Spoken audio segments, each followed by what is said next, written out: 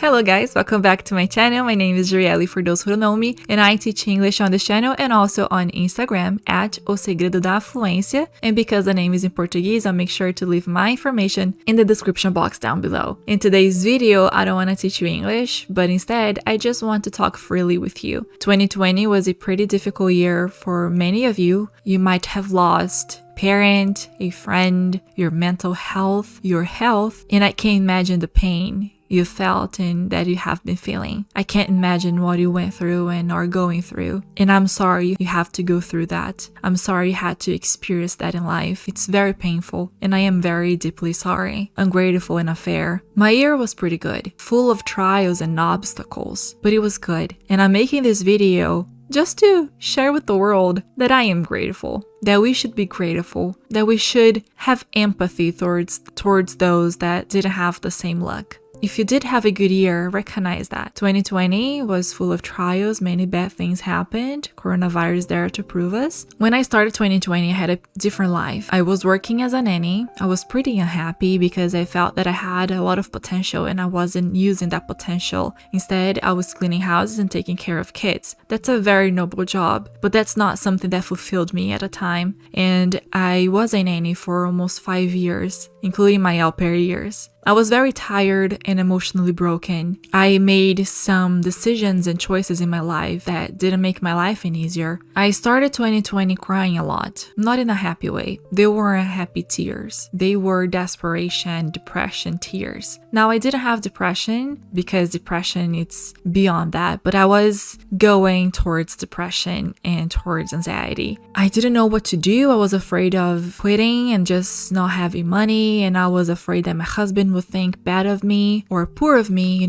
she just interested in my money. I didn't quit my job. Instead, I was fired. My boss lost her job, therefore I lost mine. And I had to find a new job. But just the thought of going back to taking care of kids made me depressed. Is that feeling that you can't do anymore. I couldn't put my mind into finding a nanny job. My body would freeze and my stomach would get upset and my mind would just rush. So I knew that those days were over for me, but what am I gonna do with my life now? I decided to start studying, so I decided to be a paralegal. So I bought a certificate course and I started studying, and also I decided to learn a new language and I started Japanese. But not working and just depending on my husband, it's very hard because since I was 16 years old, I've always worked and provided for myself. Of course, I had some help sometimes, but most of the times I supported myself. So just not working and having to ask my husband for money, it was death. So I thought, I know English, I am good at teaching, why not combine those things and teach English? So I can teach English, get some money, and still study. What happened was I didn't have any clients, and so I had to start teaching for free. And because I started teaching for free, I discovered a passion for teaching English that I didn't know that I had in me before. Seeing how English can change people's life and how learning this language may open many doors and fulfill many dreams made me realize that teaching English was something I wanted to do, that I wanted to invest my time into. And so I started teaching English for free. I got some paid clients, some paid students. I decided to start teaching English on my channel. And then I decided to make myself a professional Instagram account. Since I started, I gained some followers that became friends and colleagues, and I saw how I changed their lives, how I was helping them, and the messages of support and sharing their stories with me just made me really happy and content. Something that I hadn't felt for a very long time professionally, okay? We're talking about profession. And I started investing more and more. I decided to stop studying for a paralegal, and I didn't have time anymore to study Japanese, so I put that on hold. And I invested full time on my Instagram and on my channel. I invested all my time and money teaching. This year, I made almost nothing. I didn't make any money. I did make some money, but less than $100. That's not a lot. In 12 months, I did less than $100. My husband helped me set up this office. He bought me a new camera. He bought me a new laptop. He bought me light rings. He bought me the microphone. He got me table and a chair. He bought me that board. Everything that is here except for this dresser my husband gave me. He helped me so much to invest in this office, in organizing this office. And that was just great. I started studying about digital marketing. I started studying English.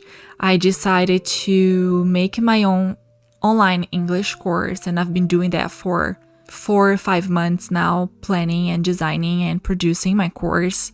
That's why I've been so absent here on this channel, because I've been investing all my time and money and effort and focus into my course, into the production of my course. That's going to be launched in January, so if you are Brazilian, you don't want to miss out this opportunity.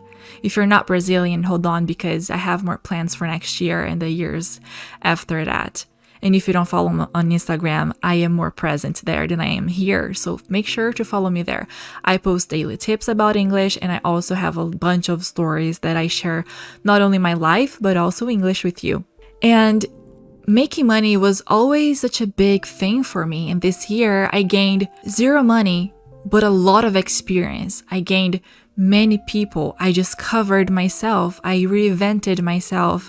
I found something that I want to do for the rest of my life. And I found something that fulfills and gives me joy.